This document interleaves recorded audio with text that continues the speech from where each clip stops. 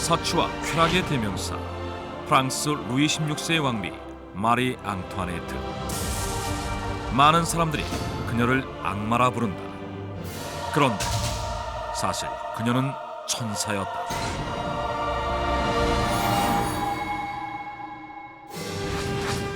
어린 시절 오스트리아 황실의 공주였던 마리 앙투아네트. 그녀는 14살의 나이에 그녀보다 한 살 많은 프랑스 부르봉 왕가의 황태자 루이 16세와 정략 결혼을 한다. 그리고 5년 뒤 루이 16세가 왕위에 오르면서 프랑스의 왕비가 되는 마리 앙투아네트. 왕비가 된 그녀는 매일 파티를 열며 방탕한 생활을 즐겼다. 하지만 왕비가 된 지 19년 만에 마리 앙투아네트는 38세의 나이로 남편 루이 16세와 함께 프랑스를 망하게 한 죄로 단두대에서 처형된다. 사망 이후에도 마리 앙투아네트는 나라와 국민에는 관심이 없고 자신의 쾌락을 위해 사치를 일삼았던 프랑스 최고의 악녀로 불리고 있다. 그런데 일각에서 마리 앙투아네트에 대한 평가를 180도 뒤집는 주장이 제기됐다. 마리 앙투아네트가 프랑스 대혁명의 대상이 되면서 혁명군들에 의해 마리 앙투아네트에 대한 이미지가 고의적으로 조작, 왜곡되었다는 것이다. 그 첫 번째로 프랑스 대혁명을 몰고 올 정도로 극심했던 그녀의 사치. 역사학자 찰스 듀크는 마리 앙투아네트의 사치가 다른 프랑스 왕비들에 비해 심하지 않았음을 주장하고 나섰다. 그 근거로 찰스 듀크는 프랑스 재정보고서를 내세웠다. 보고서의 프랑스 예산 책정 기록에 따르면 전체 예산 중 약 3%가 왕실 관련 예산으로 그 3%만큼은 왕이나 왕비가 자유롭게 사용할 수 있었는데 대부분의 프랑스 왕과 왕비들은 자신들의 호화로운 생활을 위해 이 예산을 초과해서 사용했다. 특히 태양왕 루이 14세와 그의 왕비 마리아 테레사는 바로크 양식의 화려한 베르사유 궁전을 짓기 위해 천문학적인 돈을 쏟아부어 국가가 부채까지 질 정도였다. 이에 반해 루이 16세가 왕으로 재위했던 19년 동안에는 왕실을 위해 책정된 3%를 초과한 적이 단 한 번도 없었으며 19년 동안의 총 지출액을 따져봤을 때 마리 앙투아네트는 왕실을 위해 책정된 예산 중 겨우 10분의 1만 사용했다는 것이다.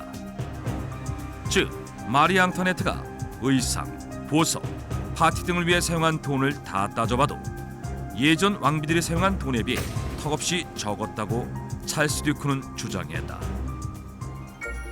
또한 그는 마리 앙투아네트가 많은 돈을 들여 초호화 별장으로 리모델링했다고 알려진 베르사유 궁전의 뿌티 크르아뇽이 사실은 규전 베르사유 궁전의 화려함과는 거리가 먼 소박하고 수수한 분위기의 별장이라고 강조했다.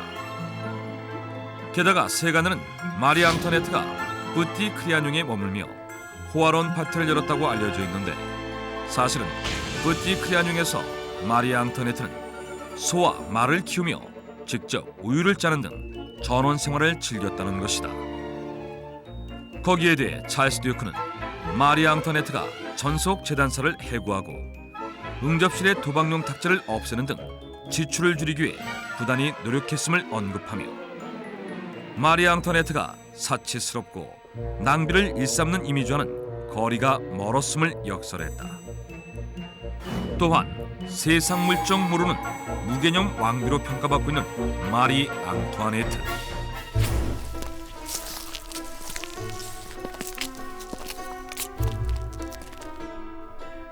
Quel est le problème avec eux? Ma reine, ils meurent parce qu'ils n'ont pas de part. Pues laissez-les manger de la brioche. 마리 앙투아네트의 이 말은 평소 인간 됨됨이가 부족한 왕비의 모습을 상징해왔다. 그런데 역사학자 안토니아 프레이저는 마리 앙투아네트를 국민 비호감으로 몰아넣은 그 말이 사실은 그녀가 한 말이 아니라고 주장했다.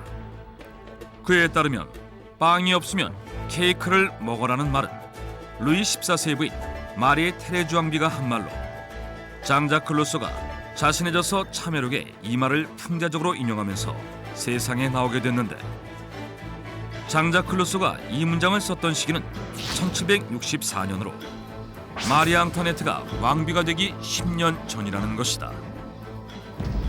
Saviez-vous que la langue est... Nous ne pourrons pas rester ici. Fais-le-là, je te dors. 이러한 점을 들어 안토니아 프레이저는 당시 프랑스 대혁명을 주도했던 혁명군들이 지지 세력을 넓히기 위해 마리 앙투아네트를 모함했다고 주장했다. 결국 혁명군들이 세상 물정 모르는 무개념 왕비의 상징이 된 그 말을 정치적 선전을 위해 고의적으로 퍼뜨렸다는 것이다. 이에 대해 안토니아 프레이저는 마리 앙투아네트가 프랑스의 그 어떤 왕비들보다도 백성들에게 관심이 많았던 따뜻한 왕비였다고 주장했다. 그는 그에 대한 증거로 마리 앙투아네트가 루이 16세의 대관식 직후 쓴 일기를 내세웠는데 Il est bien certain que des fois les honneurs que notre atteint si bien en dépit de leur propre malheur ne sont plus que jamais obligés de travailler dur pour l'imponeur. 이러한 마리 앙투아네트의 일기는 그녀가 백성들의 행복에 얼마나 관심이 많았는지를 방증한다는 것이다. 뿐만 아니라 안토니아 프레이저는 마리 앙투아네트가 소장농의 옥수수밭을 망치고 싶지 않다며 다른 길로 돌아간 일화 또한 그 근거로 내세웠는데 당시 프랑스 왕실의 마차는 빨리 가기 위해 농민의 밭을 짓밟고 가는 일이 비일비재했다. 하지만 마리 앙투아네트만큼은 농민들의 밭을 망칠 수 없다며 밭을 짓밟고 가지 않고 다른 길로 돌아갔다는 것이다. 그리고 안토니아 프레이저는 마리 앙투아네트의 착한 심성을 엿볼 수 있는 또 하나의 일화를 제시했는데 사냥을 나간 루이 16세의 오발로 농부가 부상을 입자 마리 앙투아네트가 농부를 궁에 직접 데려와 지극정성 간호했다는 것이다.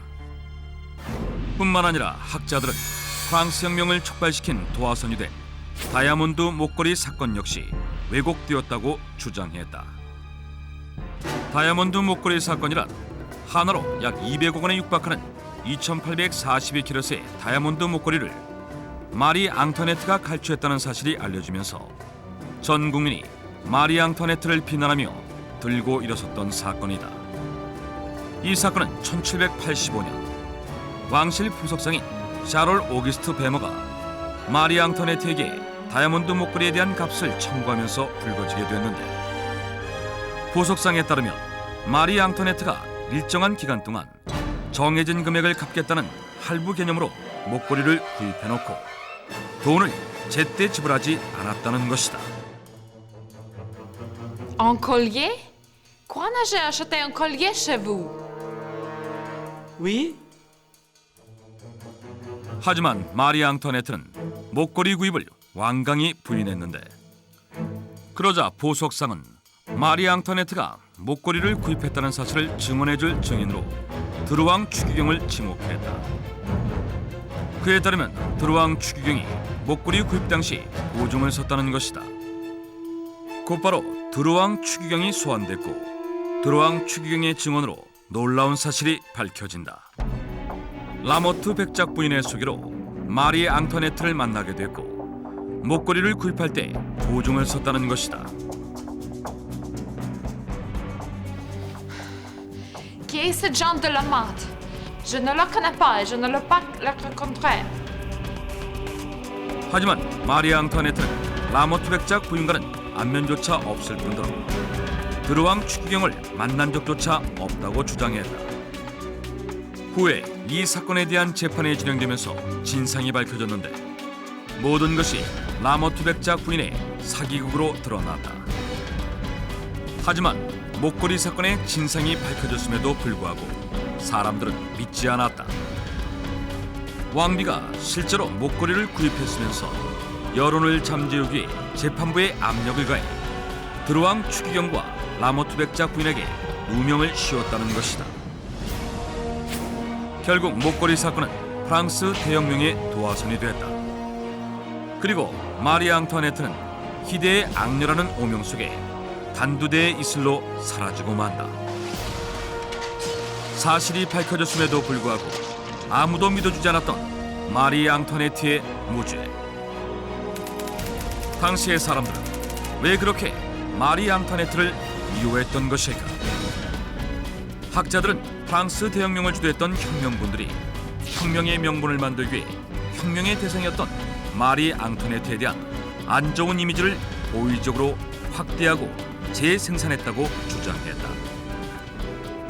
그러한 과정에서 마리 앙토네트의 이미지가 악녀로 고착화되면서 사람들의 미움을 받게 되었다는 것이다. 그리고 이에 대해 마리 앙토네트의 태생적인 이유, 즉 그녀가 오스트리아 황궁의 여자라는 사실이 크게 작용했다고 학자들은 주장했다. 그들은 오스트리아와 프랑스는 오랜 영토 전쟁으로 예전부터 사이가 안 좋았다는 사실을 근거로 내세우며 프랑스 백성들과 귀족들이 오스트리아에서 온 마리 앙토네트를 미워했기 때문에 마리 앙토네트에게 악녀 이미지를 부여하는데 아무런 거리낌이 없었다고 주장했다. 사치와 쾌락의 대명사, 프랑스의 악마로 불리던 마리 앙투아네트. 과연 그녀는 정말 악마였을까? 아니면 역사의 소용돌이 속에 억울하게 누명을 쓴 천사였을까?